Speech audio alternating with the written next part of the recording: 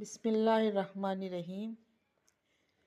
میں نے رسول اللہ صلی اللہ علیہ وسلم سے سنا، آپ فرما رہے تھے، جو آدمی وضو کرے اور وہ اچھی طرح وضو کرے پھر نماز پڑھے، اس کے وہ گناہ معاف کر دیے جاتے ہیں جو اس نماز اور اگلی نماز کے درمیان ہوں گے۔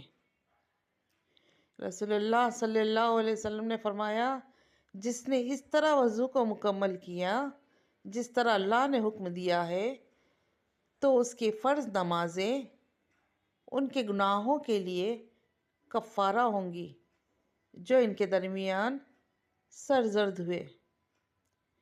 صحیح مسلم حدیث نمبر 540 اور 542۔